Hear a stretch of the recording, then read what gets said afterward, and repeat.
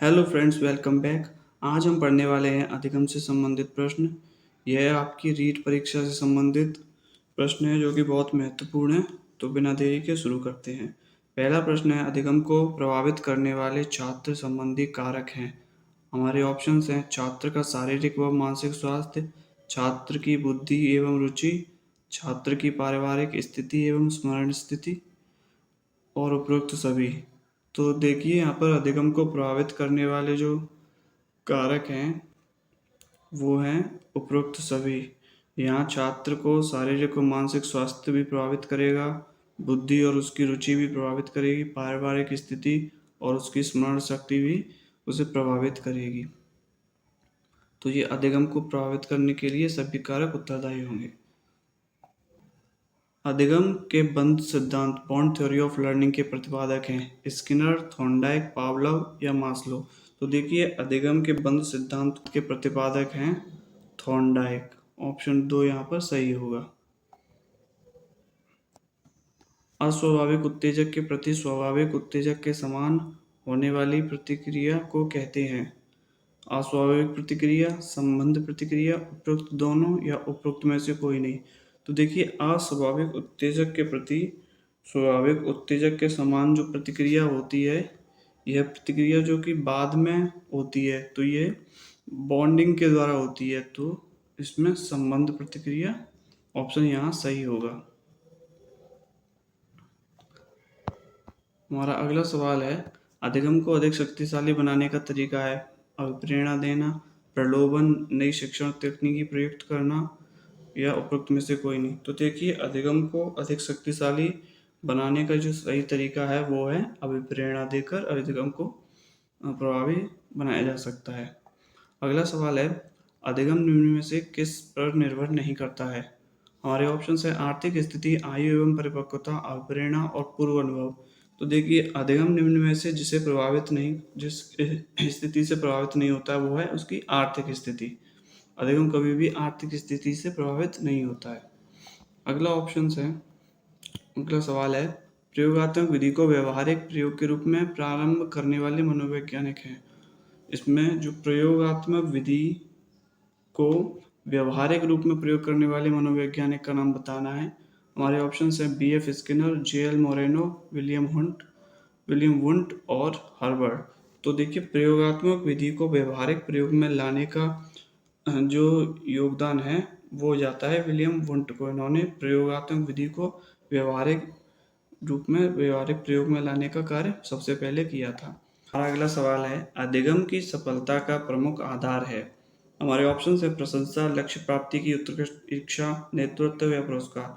तो अधिगम की सफलता के लिए जो प्रमुख आधार माना जाता है कि जिससे हमें अधिगम में सफलता प्राप्त होगी, वो है मुख्य रूप से उसे माना जाता है वो है लक्ष्य प्राप्ति की उत्कृष्ट इच्छा। जब स्वयं के अंदर लक्ष्य प्राप्त करने की इच्छा होती है तभी अधिगम अच्छी तरह से सफल हो पाता है। हमारा अगला सवाल है, सीखना विकास की प्रक्रिया है। ये शब्द है, ये सीखना विकास की प्रक्रिया, ये किन्होंने कहा था। ऑप्शन है गेट्स और अन्य, सिम्पसन, वुडवर्थ और मार्शल। तो सीखना विकास की प्रक्रिया है, इसे कहा था वुडवर्थ ने। सीखना विकास के दौरान होता है। हमारा अगला सवाल है, शिक्षक के पास अधिगम के जितने भी साधन उपलब्ध हैं उनमें प्रेरणा संभवतः सर्वाधिक महत्वपूर्ण है, यह कथन है। इसमें शिक्षक के पास अधिगम के जितने भी साधन हैं उनमें सबसे महत्वपूर्ण प्रेरणा को किसने बताया है। हमारे ऑप्शंस हैं थॉर्नडाइक, स्टीफंस, स्किनर और मास्लो। तो शिक्षक के पास जितने भी साधन हैं उनमें सबसे महत्वपूर्ण प्रेरणा को बताने वाले हैं वो हैं स्टीफंस। ऑप्शन 2 यहाँ पर सही होगा। हमारा अगला सवाल है, व्यवहार में उत्तरोत्तर अनुकूलन की प्रक्रिया ही अधिगम है। मतलब व्यवहार में लगातार अनुकूलन होने की प्रक्रिया ही अधिगम है, ये किसने कहा था।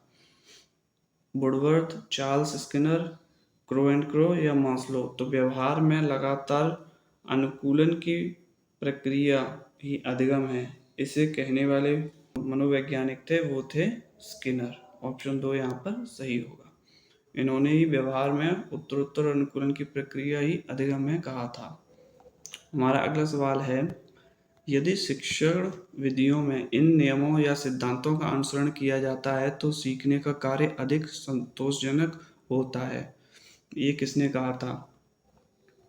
हमारे ऑप्शंस हैं रायबर्न, थॉर्नडाइक, हॉलैंड और डगलस।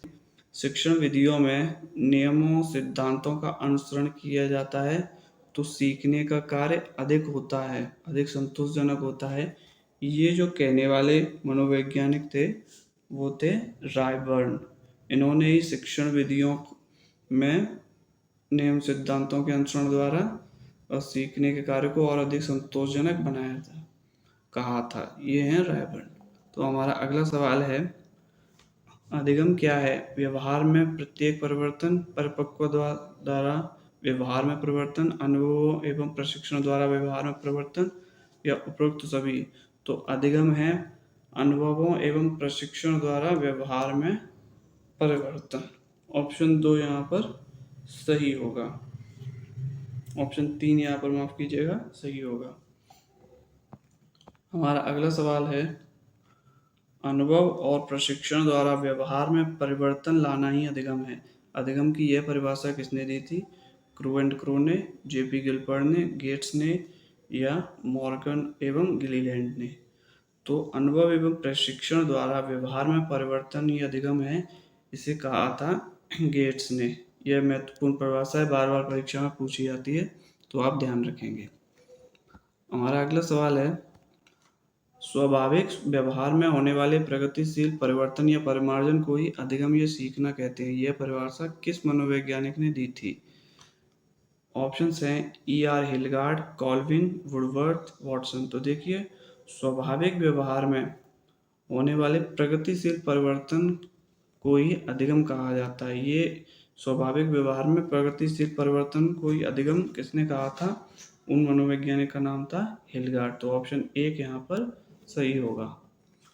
हमारा अगला सवाल है, निम्न में से अधिगम की विशेषता है। अधिगम सार्वभौमिक है एवं जीवन भर चलता है। अधिगम विकास एवं परिवर्तन दोनों है। अधिगम उद्देश्यपूर्ण एवं सक्रिय होता है, या उपरोक्त सभी। तो देखिए, अधिगम की विशेषता है कि वो अधिगम सार्वभौमिक भी होता है और जीवन पर्यंत भी चलता रहता है।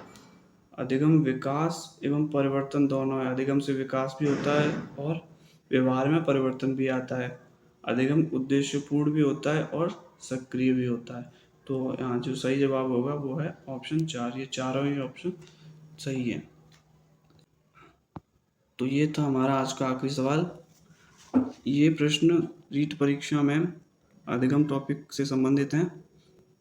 तो अगर ये वीडियो आपको पसंद आया है तो इसे लाइक करें और इस चैनल पर नए हैं तो सब्सक्राइब करें। हम मिलते हैं अगली वीडियो में, तब तक के लिए गुड बाय।